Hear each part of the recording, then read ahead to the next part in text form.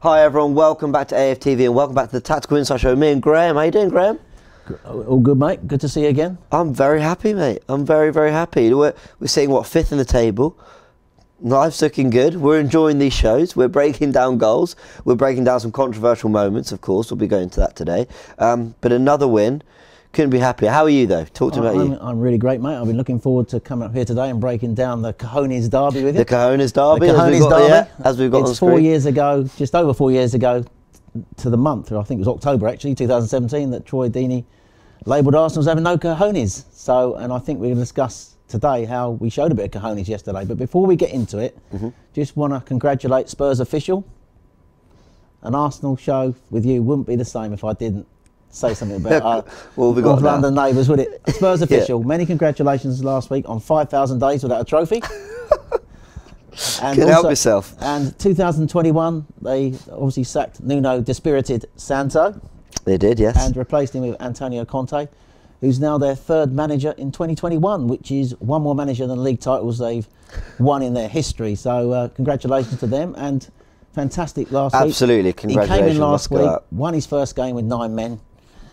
Sorry, against 9 men, Vitesse. And then at the weekend, 0-0 with Everton. He said it was an improvement on their performance of the last league game, but just to correct him slightly, still no shots on target, Antonio. That's the challenge. There you go. I mean, wouldn't be the same without you having to have your word on Spurs, so I'll never deny that. You've got to banter him as an Arsenal fan. Absolutely, man. We've got to enjoy this while we can. We're on good form. We're riding well. We're 4 points clear of them now, but look, we've got bigger fish to fry, or at least anyway for now we do. Let's see, because obviously with Conte we'll see. But we beat Watford. I thought while it wasn't our best performance, certainly on the back of some great showings against Villa and Leicester, it was certainly a showing that was controlled, dominant really in a lot of ways, positionally especially, and we were well worthy of the win. As always, we're going to start with match stats. Let's go into it. I mean, we touch on context, but I think we know the context. We're in good form, build on it, and we're leaving ourselves really in a good position to be in this race for top 4. But the match stats suggest, they don't always tell the full picture, but I think in this situation, they certainly did. Yeah, they did. I think this was Arteta's 100th game in charge, so a big landmark for him. He became one of only 3 Arsenal men who've managed and played 100 games for the club. The other members of that elite club being George Swindon and Terry Neal.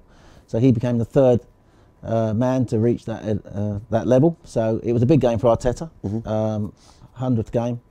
And I think we dominated this game against Watford. It was a game I felt we left goals on the pitch. Let's look at the match stats. Let's get them up as you're illustrating them, because I mean, 14 shots of their 7. I can't even remember them having 7. Yeah, 6 on target. It felt to me as though we left goals on the pitch. We played the same formation that he's been playing in the last few games, 4-4-1-1 or 4-4-2. Lacazette still occupying that position as second striker. No Partey though, but no Partey, no problem, because Maitland-Niles came in and put in a really good performance. I think we had more shots on target, dominated possessions over 60%. Our XG was higher, and we had more accurate passes. A totally dominant performance against a team who sat in a 4-5-1, who didn't come to play football, came, I thought, just to kick us off the park. The team had to show patience, and I felt the way the game started, James, the fact that we had the goal disallowed for offside, we're going to talk about, the fact that we didn't take our chance from the penalty. On another day, that could have turned against us. The crowd might have gone a bit edgy, but the crowd stayed with the team. And although it felt like it could go against us, in the end, we totally dominated the game, got the result, got the goal second half, managed the game very well. And I thought it was, although, not such a great performance as the previous games, still a good performance. This was a different challenge. This was a challenge in that the teams we played recently were teams that pressed us from the front. Watford sat off us, literally, and just blocked the centre midfield and sat in a mid to low block in a 4-5-1, and just spent the whole game really trying to waste time to get out the game with a point. And in the end, thankfully, they didn't. I can't say I disagree. I honestly didn't think they came to really play. When I look at their front three of Dennis, Sarr and King. I thought there's some power, there's some pace, there's a lot of trickery, they'll make it difficult, and they really didn't. I completely agree. And Arsenal, go on. I was just going to say, I thought Sarr was the player I was worried about because we know that Tavares likes to get forward, and in this game we're going to show how he literally stayed high a lot, but they did at no stage look to really sort of spring on the counter-attack and get their two pacey wide players up high. They sat back the whole game really defending. Credit to us for making that happen, the fact that we were so dominant on the ball that we pushed them back, but Watford showed no ambition, James. No, I have to agree, I'll be honest. Arsenal had to overcome a few obstacles, you know, and by obstacles I mean just moments that could have been disheartening, could have killed the mood and the flow. We had two of them. The first one is obviously the offside. Now, I've actually illustrated this on the tactical pad.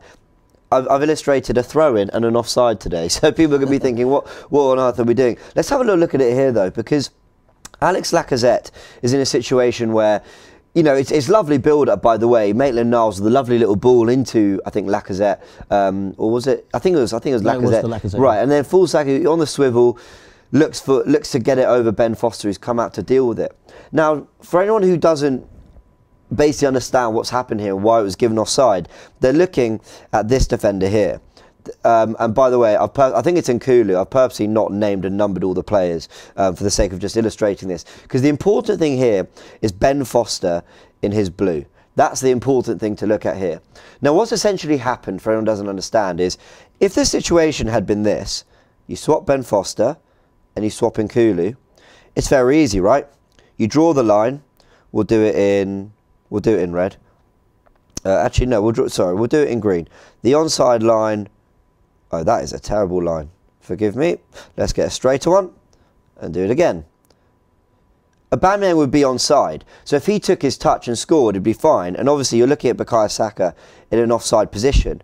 What essentially happens with the rule, there have to be two men, so 1 and 2, in between the person scoring the goal, the person who's made the run and got the touch. What actually happens in this situation, obviously, is, apologies, let's clear this. We swap the defender and the goalkeeper. Ben Foster is almost the last man, and so when the ball falls to Aubameyang, but he takes a poor touch, and then it lands to Bukayo Saka, he is in an offside position because the new line, and we'll draw him offside, the new line is, as I said, Ben Foster's there, and so you've got, we'll do in yellow, Bukayo Saka there. So that's essentially how the rule works. It sounds a little bit complicated. I don't like it because, from my perspective, goalkeepers are almost their own entity in the game. They're their own.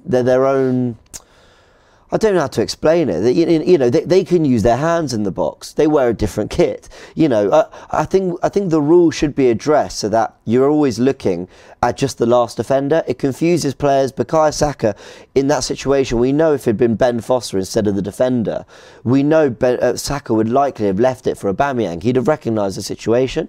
So it's really frustrating, but that is the rule. It was correctly offside. But it is one of those things. Why do they keep playing with the offside rule, James? When I was growing up watching football, the offside rule was very simple. And they keep making these changes that overcomplicate it. I agree with you there, because normally players are looking at the opposition players to try and stay onside. Yeah. And there's no way that he would have been able to take into account the goalkeeping position there. But I just think Aubameyang there really should score. And it summed up Aubameyang's day, because it felt to me as though we should have won this game by 3 or 4 goals had Aubameyang had his shooting boots on. And he's got a fantastic record against Watford over the years, something like 5 goals in 6 games. Had he been at his best, we would have won this comfortably. In the end, we were hanging on. Not hanging on, that's wrong. We were 1 goal up, but they nearly nicked a draw at the end when King had that chance. But yeah, on that offside, frustrating. I don't think people in the stadium at the time really understood what was going on. And I think you've broken it down absolutely brilliantly. It's not a rule I like. I agree with you, they should change it. Yeah, I think so. I don't know how long the rule's even been in place, but it is the rule and it's frustrating. Another thing they had to overcome was obviously the missed penalty. Now, Stonewall, Danny Rose got charging into Lacazette, caught him in the head. Lacazette's very good at winning fouls, isn't he? But you know, he got his body there. He knew to invite the foul, try to take a touch. Danny Rose goes clattering into it. I thought Danny Rose was a car crash all day. How he didn't get sent off. Didn't even get a yellow card, which was staggering. Not even for that challenge. Aubameyang steps up and misses. You're not sure if Aubameyang should really be our taker going forward, though?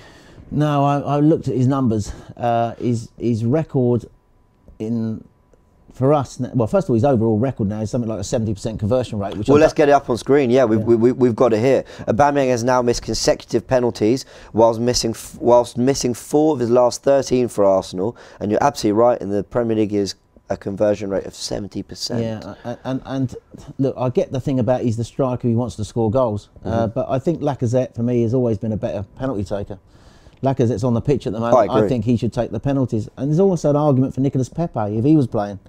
You know, I can remember Maitland-Niles last year took a brilliant penalty. Very cool from the spot, in a shootout. So, but yeah, I think Aubameyang, I just knew where he was going to put it as well. The run up now, and I think Foster would have looked at the save that Martinez made for Aston Villa. Went the same way. For all that, it was a good save because he had dived past the shot and managed to get his body back to claw it out. But unfortunately, this time there's no rebound for Pierre-Emerick Aubameyang. So I think Arteta's come out and said he's going to carry on taking penalties. Yeah. I just think Arsenal should have a rethink. And if Lacazette's on the pitch, I think he should be our penalty taker. Yeah, agreed. Let's go back to, obviously, that first half. We talked about our moments of frustration with the offside goal, with the penalty. In build-up, though, you felt that there was a tweak at half-time that changed things. Tell us what was different from... We'll take it to the tactical pad now. Yeah. Tell me what was different in the first half to the second half for you. I thought we'd moved back to that 3-2-5 build-up. The last 2 or 3 games we built up almost like in a 2-4-4, James. And that is with White and Gabriel as a 2, the central midfield pivot, and then the 2 fullbacks holding the width and the 4 up high. That's how we built up. This game we went back to the old build-up of 3-2-5, which... and let me just explain how that worked. If you're going to show it on the pad. Yeah, here we have it. So this is the way we build up. You've got basically Tavares, who in the previous games was not up high. He was more back in on the halfway line in the 4. He's now pushed up high on the left hand side, which is how we have him here. That's him. Yeah, exactly. That's how Kieran Tierney has been playing when he's been in the team. So we moved away from the 2-4-4 to this 3-2-5. You got Tomiyasu, White and Gabriel coming across into the 3. And Maitland-Niles, who's come in for Partey, is now performing that role. If you move him across there, he's almost like playing the Xhaka role first half. So we built up in this way, went back to the 3-2-5 from the 2-4-4. Tavares was up high. I think the key part of the first half for me was that in this shape we held the width up high on the left hand side, still looking to exploit Smith Rowe's ability in the half space. Yeah, he does very well when he comes into those spaces. Into those areas. But I think the key difference in this game was we used the right hand side more. So we held the width on the left hand side, but we built up more on the right hand side with overloads in that right hand side. And I'll tell you what was key to it. What I noticed was Lacazette, who in previous games has been more central, was coming out wide on the right a lot in the first half in that position there. With the idea to get Saka in behind, is that why we do it? Saka can go both ways. He can come inside or go out wide. And then if you move Tomiyasu, because Dennis spent the whole of the first half just literally defending, I didn't see him getting up high a lot. Tomiyasu thought, do you know what, I'm wasted here. I'm going to come up and join the attack. And what he did quite cleverly, James, you can move him around. He was almost like underlapping Saka. So Saka, you got the 3 there. That's the areas. We had a 3v3 there a lot, trying to create the overloads sometimes. And I think you're going to see it in the way we scored, the way Saka was influential in the second half on that right-hand side in creating the goal, our goal, and also the build-up that led to the Odegaard goal, which was disallowed. I think we look to build up more on this right-hand side. Saka, who we know is very good on the right-hand side, can go both ways. We are literally trying to exploit these 2 talented wide forwards at Arsenal. Smith Rowe on the left in the half space and Saka on the right. Lacazette was dropping out to sort of like create those sort of triangles. They were pulling players back to try and defend that sort of situation. But I just thought we held the width more on the left-hand side first half, but built up more on the right-hand side than normal, which is good because I want to see a balanced build-up. Even when Tierney plays that roll up high, the whole thing goes down the left-hand side. So we had the 5 lanes, but I think the difference was this game, Lacazette probably coming out wider more, Saka looking to come inside more, Tomiyasu underlapping, trying to create the overload to get balls into the box. That was the change, the subtle change from last week, 2-4-4 back to the 3-2-5. We also saw Ainsley Maitland-Niles come a bit more in field in that second half, didn't we? And just almost playing like a more traditional central midfielder. I think the first half, Maitland-Niles, he confirmed one thing to me in this game, and I did give him a lot of criticism after the Norwich game, which you felt probably justly was unwarranted. I thought he wanted to play centre mid for us. He's only played 3 games this year, 82 minutes against Norwich, 2 Carabao Cup games. He came in, I thought, and played the role in central midfield very well. Yeah. Now, he started the game really on the front foot, and he was the one who nipped in to make the interception that led to the chance that the goal was disallowed for offside. He got there first, played a lovely little deft ball into Lacazette, who spun to get the cross in, which Foster palmed towards Aubameyang. And I think that he also performed that role of moving over onto the left-hand side. So that's what he did first half. But I thought he did a lot of good, intricate passing. He was receiving the ball comfortably and moving it well. And I thought this was a good performance from Maitland-Niles. So first half, he played that role. Second half, which we're going to show, once we got the lead, I think we sat back more and played more in transition. And then we moved back more to the 2-4-4 with Tavares not up so high. And Maitland-Niles then coming more into the pivot next to Lokonga. Lokonga, who first half was the main person sweeping up, looking to progress the ball more, although they did switch positions at times. King was the one trying to block off his passing lanes in that first half. King was dropping deep in that 4-5-1 they played. And that's how we built up. But it did change second half, which we're going to show. But that first half, I'm just making the point, first half we moved away from that 2-4-4 back to almost like the 3-2-5, holding width on one side and looking to overload on the right. Saka, I think, had a very good game, an influential game, and he was key to the way we scored the goal in the second half and created the chance for Odegaard. Completely agree. He was also key to the most controversial moment of the match. Ranieri wasn't happy. Here I am. I said I was going to break down an offside and a throw-in. We've done the offside and now throw-in. I mean, it's mad, but, you know, we've got the tactical pad. I'm going to use it. So, I will acknowledge that I'm sure there's a bit of Arsenal bias running through me. But I've got it up here on screen. I want to illustrate why I don't think Arsenal have done anything wrong in this situation here. For anyone who doesn't understand what's going on, Claudio Ranieri and Watford were really disappointed because they had, I think he said Ismaila Sarr was down. So Sarr was down, a shoulder barge or whatever it was, he's on the floor. No, I think what he was complaining about originally, Sarr did get fouled, by, in my opinion, fouled by Maitland-Niles. Okay. I think that the player who was down was Tufan. Tufan was down. So when that play builds up down that side, I think Tufan's the player down. Danny Rose gets the ball when our attack breaks down and he plays it out. But so just correction, Tufan was the player down. Okay, it's Tufan. My bad. So Tufan's down. See, I mean, whoever is down. But the point is, there is a rule in place for players going down off the ball, or not even off the ball, but in a situation where the ball's not going out of play and the ref's not given a foul.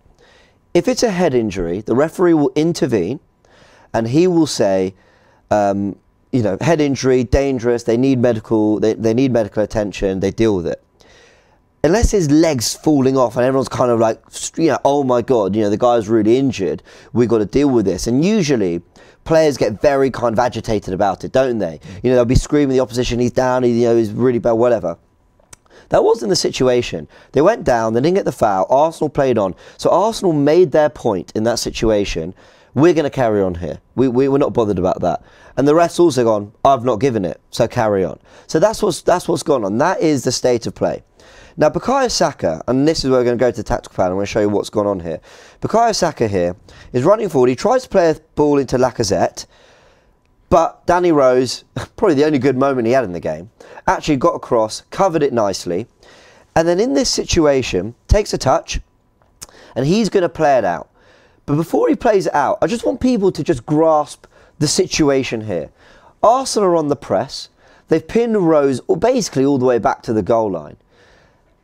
Well, let's play it ahead. He passes it out, And in fairness, I do think in this situation, the fact that it was such a timid pass out suggests to me that maybe he was just thinking about, you know, what's going on off the pitch or whatever. Lacazette actually looks across and says, well, I don't know what he says, but he looks across and I think he puts his hand up almost like, what's going on here? You know, is there an injury or whatever? Clocks that nothing really is going on. He plays on. Danny Rose doesn't complain. And then you see a few Watford players complain. But there wasn't like a great rush to sort of suggest, you know, the player's down, give us the ball back, what's going on. Watford actually got on with it quite quickly. In that situation, as I illustrated on the tactical pad, it completely and utterly suits Watford to go, oh, this looks a bit uncomfortable here. Let's put it out, and then can you give it back so we can, you know, boot it clear or whatever.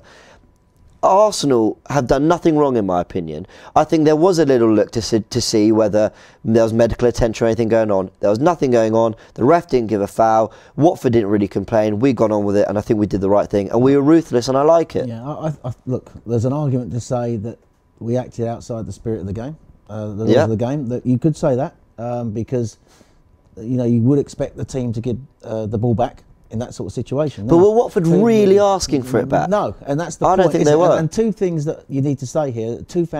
It wasn't a serious injury. If it had been a serious injury and he'd been laying down, but he'd got up. He was on his feet by the time that ball went out, so he had recovered. Now, you could argue, well, they put the ball out. I think Danny Rose was playing so poorly, I couldn't tell if he was putting the ball out or if it's just a misplaced pass. I honestly... He had that much of a shocker of a game. But no, look, that's being unkind. He did put the ball out. Well, I'm not even sure. I wonder if there was a clearance. I think he did play it out, but you are right, 100%. It suited them. Had it been higher up the pitch and they had been in an attacking position, I think we could have given the ball back to them, right? But I do feel that in that situation, the referee could have said something. Rose could have said to Lacazette, 100% right what you said, you know, give the ball back to us. So there wasn't a lot of that going on. And that's why Lacazette, I think, did what he did. So, look, Arteta has come out and said, look, if we are a naive team, we don't look to take advantage of the rules, and if we did, I'm apologising. He has said to Ranieri, if you felt that, I apologise. So we have come out and apologised. And, you know, if a player's got a serious injury, I'd like to think we'd put the ball out. The fact that he got up, the fact it was where it was, and there's still a lot of things to happen before we scored our goal, you know. So that's another point I want to make. Yep. And I think it just emphasises to me there's a change of mentality in this team. Not to try and take advantage of the rules, but to be more ruthless. We've criticised the team in the past for having no cojones. How ironical is it that it's Watford tears in a situation like the team who, under Deeney, criticised us for having no cojones. Yeah. So here we are, sort of like, and let's face it, they spent the whole game laying on the pitch. They were the ones kicking us in that game. They committed 19 fouls in that game, the second most in any Premier League game this season. 23 is the highest. They committed 19. Yet I can remember constantly in that game seeing all their players at some time or the other laying on the ground. Yeah. How strange is that? Buying time, trying to break it up. They were the one trying to physically bully us in the game. We not only stood up to the bullying, we literally sort of like showed, as you quite rightly have said yourself, that I think this is a change of mentality in this team. There is more cojones in this team now. I don't think they seriously set out to take advantage. And what I will defend the team in is that basically I don't think there was a gesture from the Watford players at that before he took that throw. That's our ball. But there's still a lot of action to take place before we scored that goal. Couldn't agree more. Look, I'm probably losing composure a little bit because I've seen kind of some of the outcry in the media and I've thought, oh my, really? Jamie Redknapp. In a world where A, Arsenal have always been accused of being too soft, but B, the game has been accused of being too soft. How often, I mean, we've actually seen an attempt from referees this season to let more go, to try not to disturb the flow of the game. And in that situation, as I said, not only did it suit Watford, but the guy didn't need medical attention. It wasn't a serious situation. The Watford players didn't really overly gesture for it to stop. I just can't, in a perfect world, if Danny Rose has put it out, give it back. But again, with everything that's going on, the antics of Watford throughout the game, I'm with you. I've got no problem with it. I think Watford were trying to take advantage of the rules. Because I've always believed that if Bukayo Saka's fouled 3 times, you know, whoever's fouled him the third or fourth time should get a yellow card, regardless of whether it's their first or fourth. So there's flaws in the rules of the game. There always has been, there always will be. And other teams take advantage of it. In my opinion, Arsenal are in a situation where, you know what, it wasn't overly serious. They dealt with it and they benefited from it. I don't have a problem with it, quite frankly. Let's look at the goal. Again, we'll break this down as tactical pad. You're having a lot of tactical pad stuff today, guys. Lucky you. It meant I've been spending a lot of time building all this. You've done a wonderful job here, James. Well, thank you. But this is very important. Now, we could have shown just from the Maitland-Niles Sarr incident, but we felt that there's elements, or you felt that there's moments in this goal, in the build-up to it, and ironically, almost right from that throw-in, which is why Ranieri was so unhappy, that illustrate what you were pointing out in terms of the build-up. Break it down for us. Yeah, I just think this shows in effect what we were trying to do first half. Yeah. And that is that you have here, if you see in this graphic here, you've got Lacazette really out wide. Yeah. And that's what he was doing a lot in the first half, getting out wide. Saka was getting the ball. Yeah. Saka had really rose on toast most of the game. Yeah. So much so that Dennis had to come back to be 2v1. Yeah. Tomiyasu is doing in effect here what he was doing in the first half, getting up high, creating like an extra body, almost like trying to get an underlapping run in that takes two of their players away. If you notice, he's in that position there now. So two of the players are obsessed with Saka. That's Dennis and Rose, and you've got Sissoko and Tufan, I think it is, yeah? Yeah. Sort of like close to Tomiyasu. Yeah. Which creates the space for Saka to release Lacazette out wide to get the crossing. Right, so let's play it along. So he's played out to Lacazette, and he takes a touch. He's ready to get into the box. And that's all, you're right, that's all come from Tomiyasu occupying that space, because you've got four men around him. Yeah.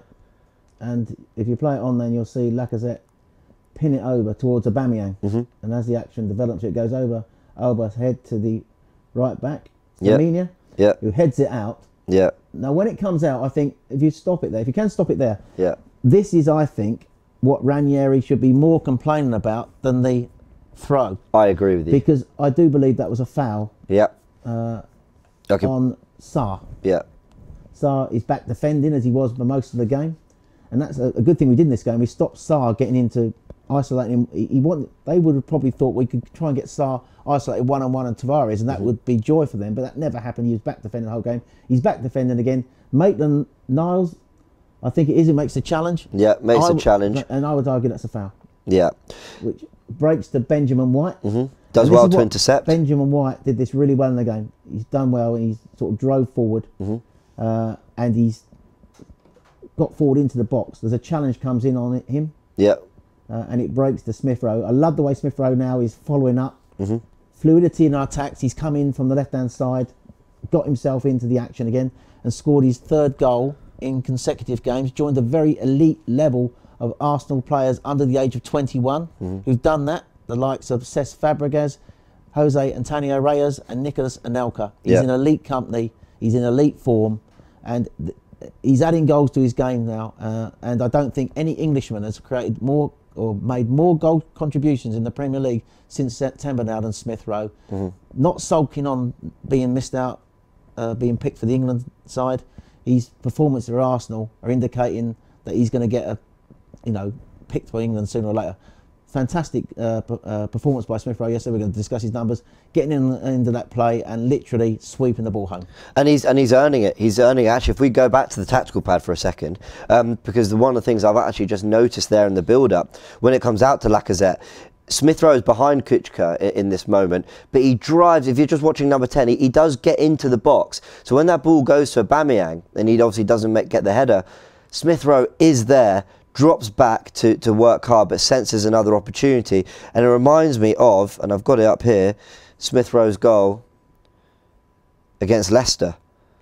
Saka's running in, a little bit of luck because Lacazette tries to get in, but again he's on the edge, he's pouncing, he's waiting for it. And do you know what? You make your luck in football sometimes. You do, I agree. If you're getting more players in and around the box, this is something that we never did really well. There wasn't a lot of fluidity in our play under the old system of Arteta, but now we're getting people more fluid in their movement, and we're getting bodies into the box. We never used to do it. We used to put lots of crosses into the box and no players in there to get on the end of it. Now we're getting players, not only getting players into the box, people arriving late into the box, almost like an Aaron Ramsey type. Yeah. And he's scoring goals now, just like Aaron Ramsey used to do, coming from deep. Yeah, I completely agree. Let's round off the show by just talking about some players who absolutely deserve a mention. Ben White, we've got his numbers here.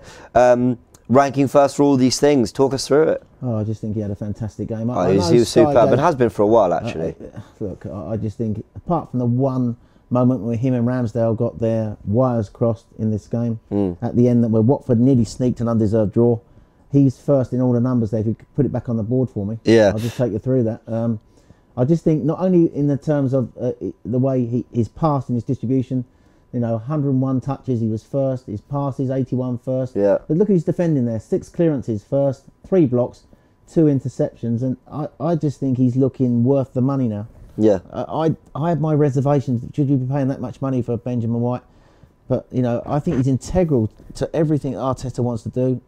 And he's proved himself, to be a great player who's not only does he defend well, he makes great decisions. And I think the way he plays is, integral to the way we build up now. So, yeah, he was fantastic the second half.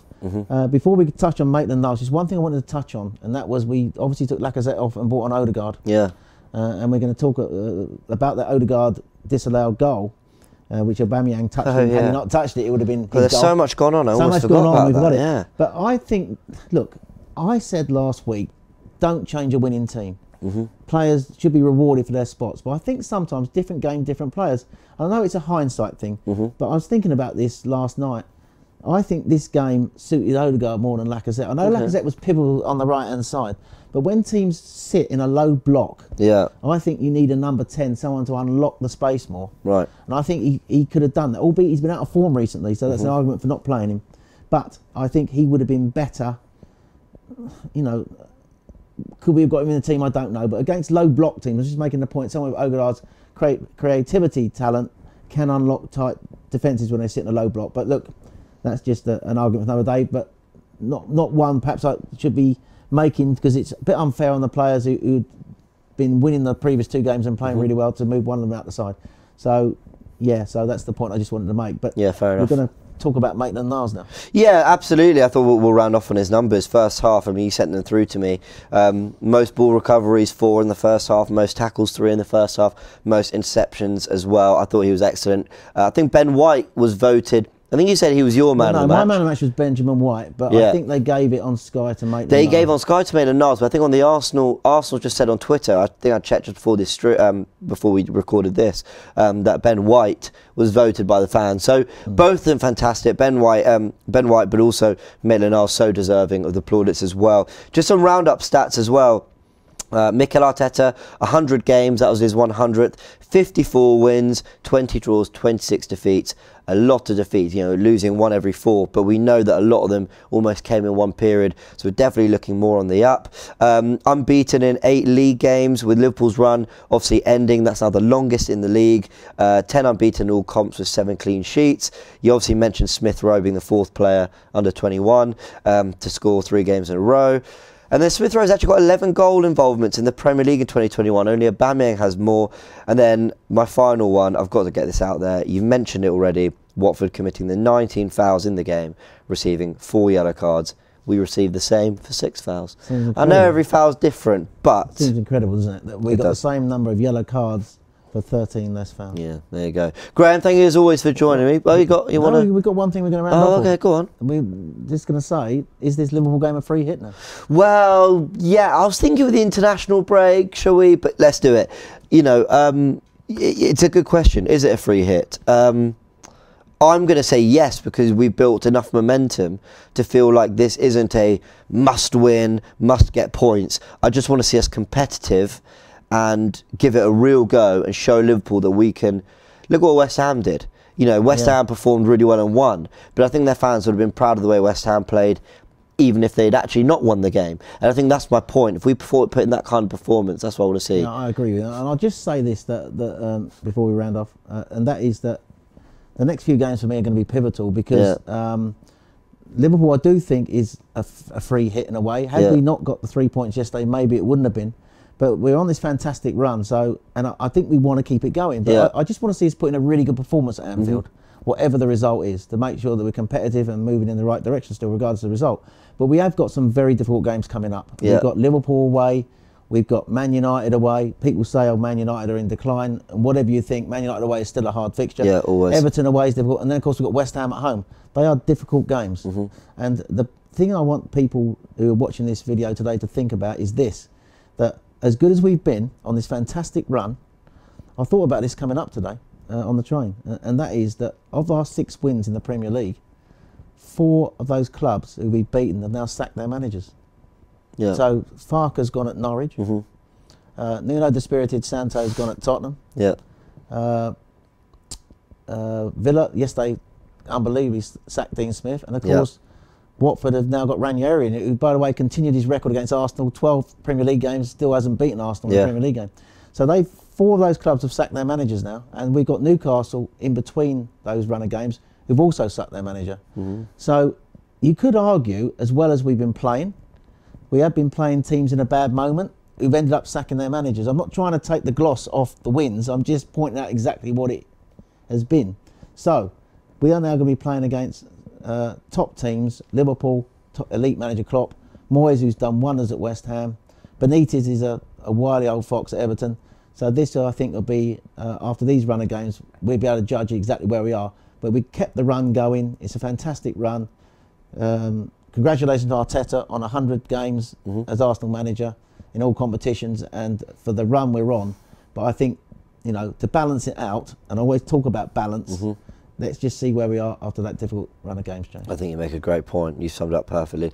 Guys, let us know in the comment section what you're expecting out of this upcoming run, how you felt about the Danny Rose, well, not the Danny Rose incident, the Danny Rose incident probably should have been sent off for a couple of yellows anyway, but mainly that throwing incident. Should Arsenal maybe I've been a bit harsh, maybe I've been a bit too biased on the Arsenal side, I don't know, but I am glad that there's a ruthless patch about us, and I don't think we should be too apologetic about it after the 10-20 years we've had.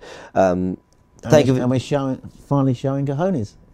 Love it, and that's going in the title.